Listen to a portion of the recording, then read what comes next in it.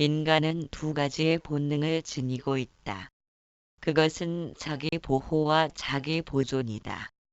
자신을 보호하기 위해 반사적으로 튀어나오는 행동들, 깜짝 놀라 눈을 깜박거리거나 브레이크를 갑자기 밟는 등의 행동은 본인의 의지를 초월하여 존재한다.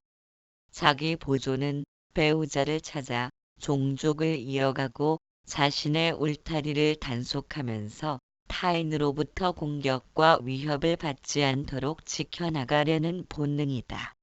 이러한 마음의 속성이란 욕망과 공포로 나눌 수 있다. 욕망과 공포로 대변되는 마음이란 과거 경험의 결과이다. 세상 일은 항상 상대적인 관계 속에서 움직이고 있다. 모든 삼라만상은 지수화풍의 사대를 인연하여 이루어진 탓으로 인연이 닿으면 소멸되어 버린다. 마치 깡통에 불을 담아 돌리면 허공에 불원이 만들어지지만 불원은 실제로 존재하는 것이 아니다.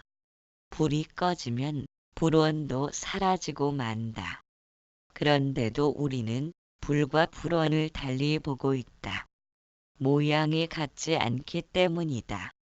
불과 불원을 제각각 달리 본다는 것은 불은 실제하는 것이고 불원은 실제하지 않음을 알지 못하는 것이다.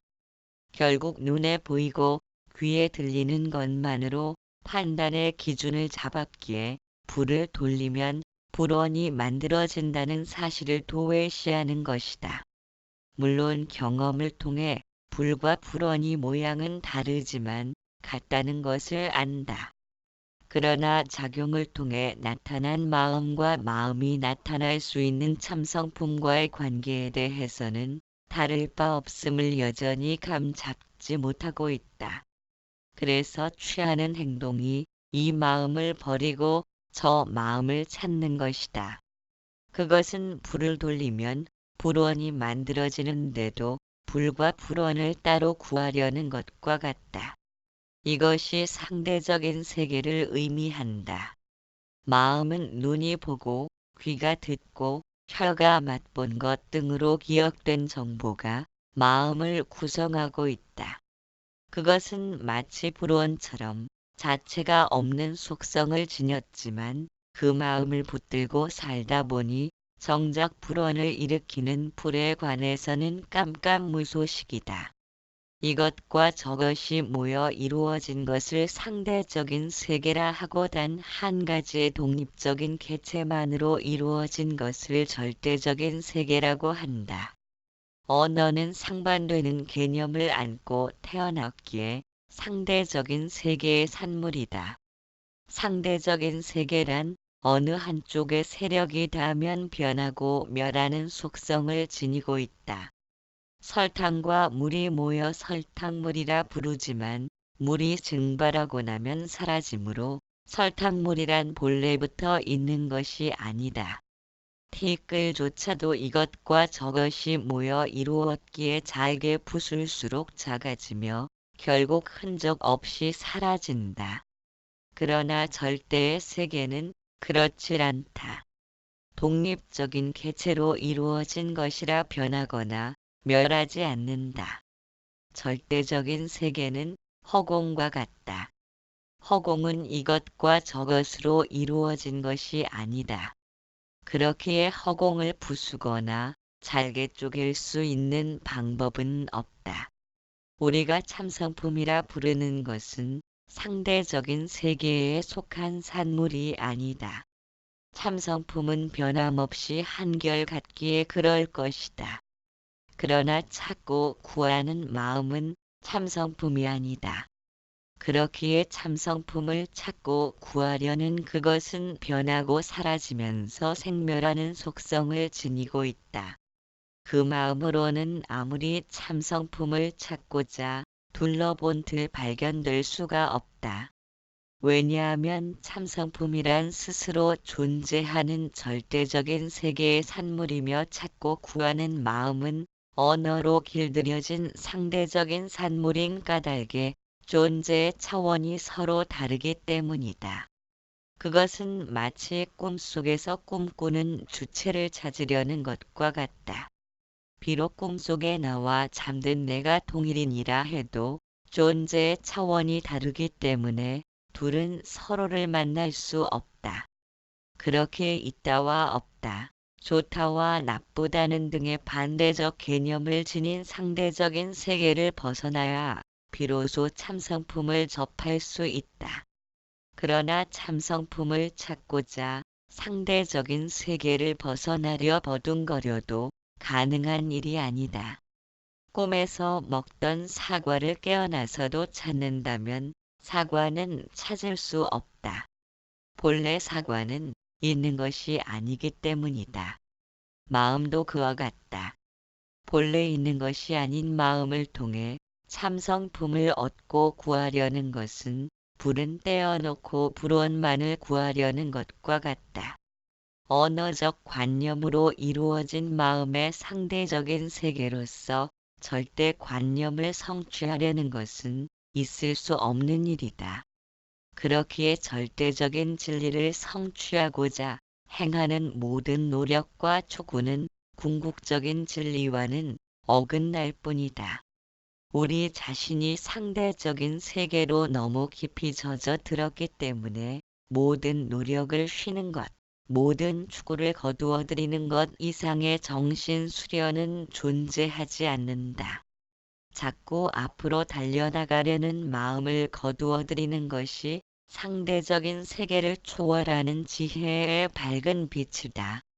그래서 지혜란 삼라만상을 통틀어 꿈속의 풍경처럼 한 묶음으로 볼 수 있는 안목을 의미한다. 지혜란 상대적인 세계에 물든 것이 아니기에 지식의 아르마리처럼 집착을 지니고 있지 않다. 세상에는 얻고 구할 만한 것이 없음을 아는 마음가짐으로부터 본질을 보는 안목이 드러날 것이다. 생각으로는 바르고 착하게 살려고 하지만 음식을 보면 침이 흘러나오는 것처럼 타인을 넘어설 만큼 굳건한 위치를 차지해야 한다는 강박관념은 표면의식보다 깊은 심층에 존재한다. 그러다 보니 마음은 욕망과 분노, 그리고 아집 등의 어리석음으로 물들어 있다. 남에게 인정받기를 원하며 허세를 부리는 욕망의 배후에는 어떤 식으로든 현재의 나를 벗어나고픈 욕망이 잠재되어 있다. 욕망을 통해 갈증과 쾌락을 충족시켜 간다고 해도 우리들의 배후에는 노사의 강물이 도도하게 흐르고 있다는 사실은 결코 외면할 수 없다. 따라서 이런 사실을 짐작하고 있는 마음은 욕망과 두려움을 동시에 지니고 있다. 욕망이란 세상에 존재하는 모든 것에는 실체가 없음을 알고 있는 마음이 반대급부로 쏟아내는 거품일 것이다. 또한 두려움이란 세상의 모든 것은 끝없는 흐름 속에 있기 때문에 항상 하는 것이 없다는 것을 아는 마음이 쳐놓은 울타리이다. 즉 욕망이란 영원히 존재할 수 있는 개체가 없다는 허망함을 외면하고픈 갈증이며, 두려움이란 모든 것은 항상 변해간다는 사실을 외면하고픈 울타리와 같다. 따라서 욕망과 두려움이란 세상의 실체가 본래 없음을 알지 못하는 마음의 거품인 까닭에 욕망을 단속하지 않는다면 즉시 집착으로 번지게 된다. 집착은 어떻게든 자신을 보호하려는 분노와 원망을 동반하면서 문제를 일으키는 삶으로 발전되어 간다. 고통의 원인이 되는 욕망에서 벗어나기를 희망하지만 쉽사리 성취할 수 있는 것이 아니기에 다시금 분노를 불러들이는 악순환이 거듭되고 있다. 이처럼 욕망과 분노는 서로 떨어질 수 없는 불가분의 관계를 맺고 있다. 욕망과 공포, 불안, 초조함 등의 심리적인 압박감은 결국 인정받고 싶어 하는 나약함이 빚은 결과이다. 그러나 인정받고자 하는 욕구는 자신의 삶을 타인에게 평가받고 의존하려는 자세로 비롯된 생각임을 알아야 한다. 우리가 자신을 참으로 이해하고자 한다면 타인과의 비교를 통해서는 내면의 깊이를 알 수 없다. 자신의 마음씀과 의도를 객관적인 의식으로 관찰해야 한다. 욕망의 출발점은 모든 존재란 낙엽처럼 공허한 사실을 감추려는 의도로 행하는 거품인지도 모른다. 이처럼 욕망의 출발점이 공허함을 감추기 위한 의도로서 행해지는 사고의 활동이라는 것을 발견해야만 비로소 영적으로 진화된 의식으로 접근할 수 있다. 그렇지 못하면 썩은 밧줄에 매달려 있으면서도 한 방울씩 떨어지는 욕망의 꿀에 취해 살아가는 삶일 뿐이다. 공포란 과거에 경험되었던 고통을 기억하면서 미래에 다시 그런 고통이 일어나는 것을 우려할 때 생기는 감정이다. 그것은 기억에 의존하고 있으며 과거와 미래라는 시간 개념에 제한받고 있다. 공포는 기억과 미래적 개념의 산물이면서도 우리의 행동을 구속한다. 이것을 다시 말하면 우리가 과거에 얽매이지 않고 미래를 짐작하는 일 없이 지금 이 순간에 초점을 맞춘다면 막연한 걱정과 두려움은 소멸될 것이다. 마음이 미래로 달려가지 않기 때문이다. 두려움을 이해하기 위해서는 두려움의 원인을 파악해야 한다. 욕망이나 두려움의 일차적 원인은 타인으로부터 인정받으려는 관념에서 비롯되었을 것이다. 만일 무인도에서 홀로 산다면 생존에 필요한 일만 하면 되기 때문이다. 욕망과 분노를 일으키는 마음이 자리 잡게 된 것은 나와 남이라는 관계가 이루어졌기 때문이다. 인간은 사회적 동물이라 무리지어 사는 탓으로 욕망과 분노가 싫다고 하여 혼자 살 수도 없는 노릇이다. 따라서 욕망과 공포는 시간을 중심으로 벌어지는 사고의 활동이다. 공포가 과거에 두려웠던 기억을 다시금 미래에 맞게 될지도 모른다는 강박관념으로 인하여 발생하듯 욕망도 불만스러운 현재를 회피하기 위하여 기억과 경험을 끌어오면서 비롯되고 있다. 그러나 과거나 미래라는 관념을 통해 존재한다는 것은 실체를 지니지 못한 허구적 관념일 뿐이다. 왜냐하면 내일이란 아무리 기다려도 만나지 못할 것이며 어제도 이미 지나가 버린 탓에 다시 만날 순 없다. 존재하는 것은 오직 지금 이 순간뿐이다. 과거나 미래란 허구에 불과한 관념이기에 허구의 기초를 둔 욕망과 공포란 물거품처럼 부질없는 것이다. 뿌리를 지니지 못한 욕망과 공포가 마음을 점령했기에 우리의 정신은 혼미해졌다. 그렇기 때문에 마음으로부터 벗어날 진리가 무엇보다 절실한 것이다. 마음이란 과거와 미래라는 허구적 관념의 옷을 입고 있음을 알지 못하면 지금 이 순간을 놓치게 된다. 그것은 곧바로 욕망과 공포, 분노의 먹잇감으로 전락하는 것이다. 지금 이 순간으로 초점을 맞춘다는 것은 감각의 문을 열어놓는 것이다. 보고 듣고 촉감하는 것도 지금 현재 하는 것이며 그와 같은 성품이 참성품이다. 눈은 언제든 참성품의 빛을 발산하고 있으므로 사물이 눈에 비치는 것이며 귀에서도 참성품이 발산함으로 듣는 것이다. 몸도 역시 참성품이 늘 발산함으로 다임도 알고 다임이 없는지도 아는 것이다. 우리에겐 사실 참성품뿐이다. 육신이란 사대로 흩어질 것이고 육신이 흩어지면 인식하고 분별하고 판단하는 마음도 흔적 없이 사라질 것이다. 그러나 참성품은 가고 오는 바가 없다. 의도를 지니지 않기 때문에 한결같아서 늘 그대로이므로 지은 업을 따라 새로운 육신을 갈아입을 수도 있는 것이다. 무엇이 진실이고 허상인지를 분간할 수 없도록 현실에서의 압박감은 더욱 조여들기 때문에 어떤 것이 우리들 본래의 마음인 줄을 분간하지 못한다. 무엇이든 보고 들으면 좋고 나쁨을 분간하면서 취사선택의 의도를 일으켜 움켜쥐려는 탓으로 우리를 결박하고 문제를 만드는 것은 무엇인지 파악할 엄두조차 내지 못하는 것은 아닌가 한다. 지혜의 밝은 빛이 깨어남 19번째 날. 마음은 결국 집착의 산물이다.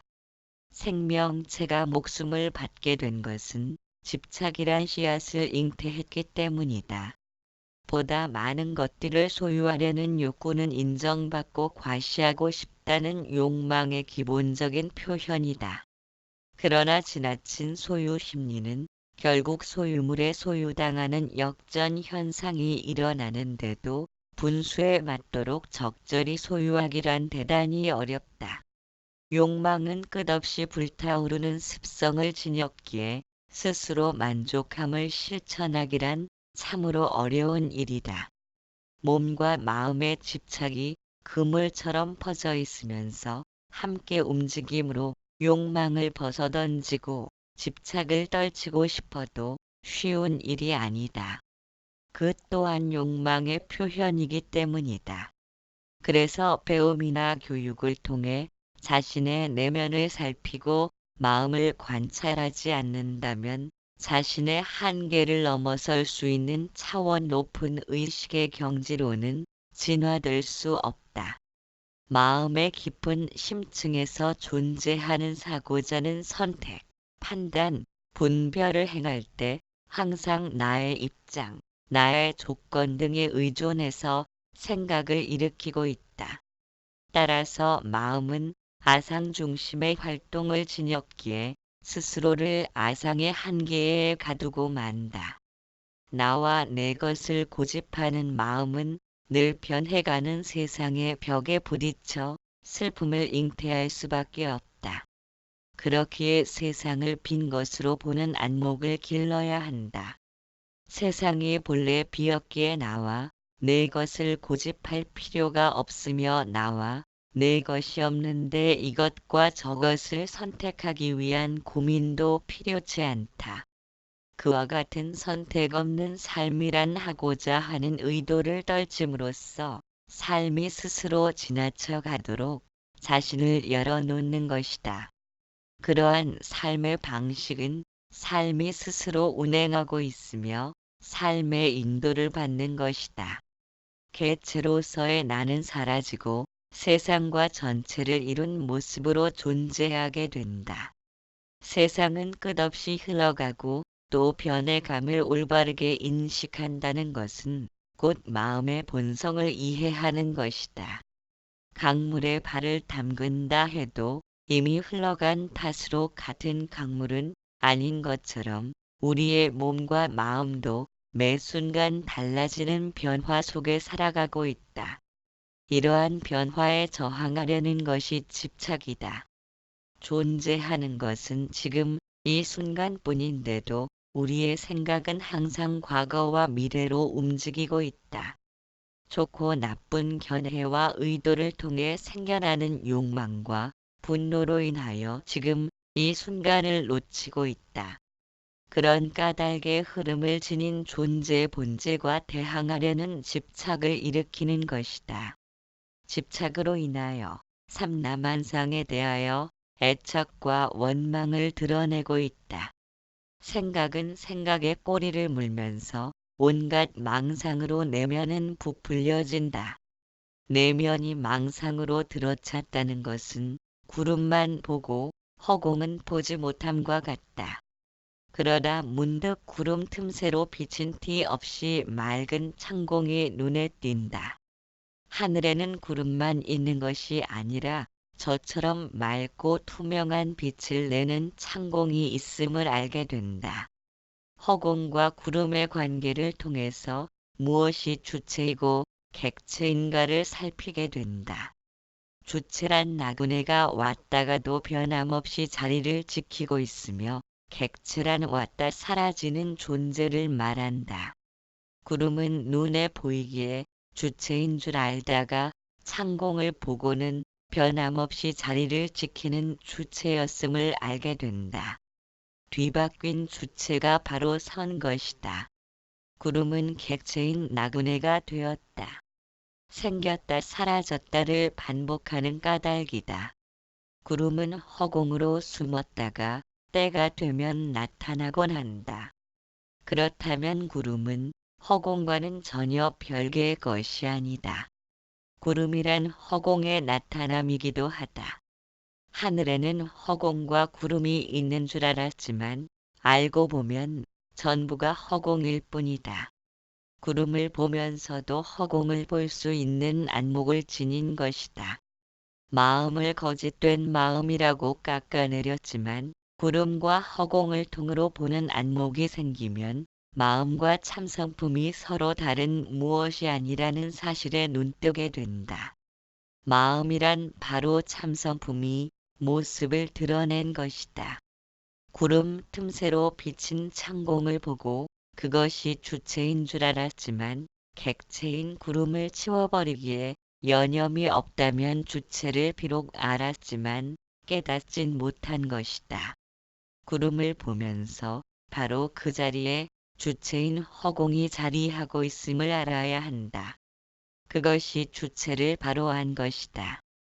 주체를 바로 알았다면 거기에는 주체와 객체가 따로 없음을 이해한다. 아직도 번뇌를 소멸시켜야 할 물건으로 생각한다면 주체는 여전히 바로 서지 못한 것이다. 우리는 모든 의존적인 생각으로부터 자유로워야 한다. 그것은 좋고 싫은 생각으로부터 밉고 고운 마음까지 애착과 원망을 따라 움직이는 모든 견해와 의도를 객관적인 입장에서 관찰되어야 한다.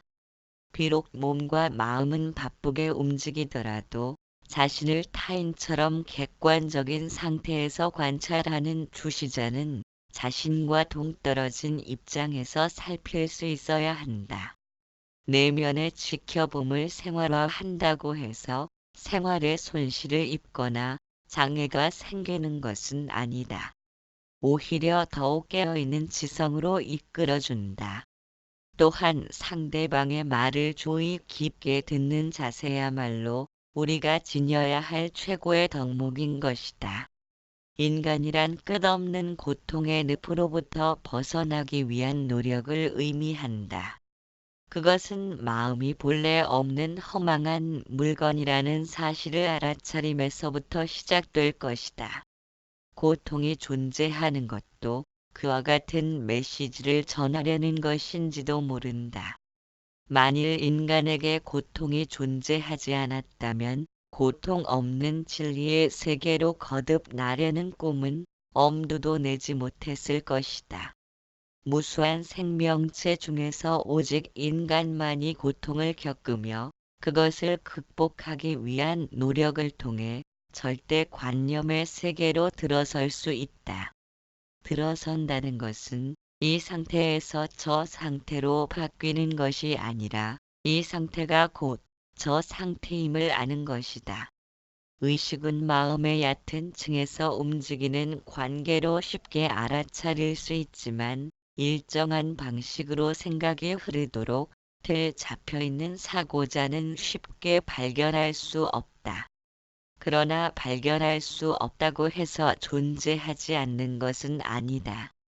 만일 생각만이 존재하고 사고자는 존재하지 않는다면 일정한 방식으로 사고하는 것은 불가능할 것이다. 그런데 그렇지 않다. 온순한 사람은 무슨 일이든 온순하게 생각할 것이고 거친 사람은 어떤 일이든 거칠게 받아들인다. 우리가 마음을 다스리기가 힘든 이유는 생각만을 조절하려고 하기 때문이다. 물의 방향을 바꾸기 위해 물을 아무리 퍼내도 물길이 존재한다면 여전히 그쪽을 타고 흐를 것이다. 그것이 보고 듣는 즉시에 내 맘에 들고 안 들고 하는 견해가 달라붙는 것이다. 그와 같이 달라붙는 견해를 의지나 생각만으로 물리친다고 해서 물리칠 수 있는 노릇은 아니다. 그렇기에 생각의 물길에 관심을 갖는 것이 생각의 관리자인 사고자로 접근하는 것이다.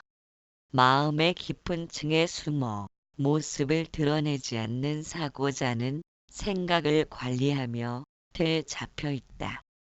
주변 환경에 영향을 받으며 아상 중심으로 형성된 관념적인 사고자는 생각을 안내하면서 생각 위에 더 쉬워진 목적지와 약도대로 생각의 말을 달리도록 조종하고 있다. 제한된 시야를 지닌 아상 중심적인 생각의 배후에는 이처럼 사고자가 존재한다. 우리는 사고자로 시야를 돌려야 한다. 생각의 뜻을 개입시키려는 사고자가 마음을 욕망과 분노로 물들게 하는 것이다. 이득과 손해가 발생할 때에는 아상으로 틀에 잡힌 사고자가 여지없이 등장하게 된다. 결정적인 시점에 나타나는 사고자를 주시할 수 있어야 한다. 생각이 틀에 잡혀 있다는 것은 과거의 관념으로 형성되었다는 의미이다. 사고자는 나와 내 것을 중심으로 생각을 관리하고자 틀에 잡혀 있다. 그러나 생각이란 눈으로 보고 귀로 들으면서 나타나는 반응이기에 틀에 잡히는 속성이 아닌데도 사고자가 개입되면서 갈등과 혼란이 생겨나는 것이다. 만일 생각이 고분고분 사고자의 말을 들을 것 같으면 아무런 문제도 없을 것이다. 그러나 그렇지 못하다. 생각이란 감각기관이 대상을 접하면서 나타난 것이기에 마치 거울에 비친 영상과도 같다. 그와 같은 속성을 지닌 생각에 대하여 사고자가 등장하여 일정한 방향을 지니도록 요구하는 것은 그림자처럼 존재하는 거울 속의 영상을 틀에 잡으려는 것이다. 생각은 틀에 잡힐 수 있는 속성이 아니므로 생각에 대하여 의도를 지니려는 것은 마치 허공꽃에 물 주고 가꾸면서 열매 맺기를 바라는 것과 같다. 이처럼 사고자는 생각에 대하여 자신의 관념적 사고를 더 씌우려 하지만 사고자와 생각이란 존재의 차원이 다르다. 생각은 현재하는 실존이다. 눈이 보고 귀가 듣는 것은 지금 현재에만 보고 들을 수 있기 때문이다. 반면에 사고자는 과거의 기억으로 축적된 관념이다. 즉 사고자인 마음이란 과거의 관념이고 생각이란 현재하는 실존이므로 둘은 전혀 다른 차원에서 존재한다. 그런데도 그것을 알지 못하는 사고자는 자신의 뜻을 생각에 덮어 씌우려 하고 있다. 그것은 하늘을 검게 물들이는 먹장구름과 같다. 우리가 벗어나야 하는 것은 생각의 오물을 뿌리는 사고자로부터 벗어나려는 것이다. 사고자는 어떻게 등장한 것인가? 원인은 우리에게 있을 것이다. 남보다 우월한 위치를 차지하고 싶고 지금보다는 나은 내일을 꿈꾸었기에 나쁜 것보다는 좋은 것을 택하려는 의도가 사고자를 만들고 키워온 것이다. 사고자도 결국 생각의 부류이면서도 아상 중심의 관념과 합치면서 마음의 깊은 층인 반무의식으로 숨어들었다. 반무의식 층은 본능이 숨겨진 층이므로 사고자는 생각보다 깊은 층에서 관리하면서 단속하고 있다. 그렇게 마음을 정복하고자 하는 것은 생각을 단속하는 것이 아니라 사고자가 다스려져야 한다.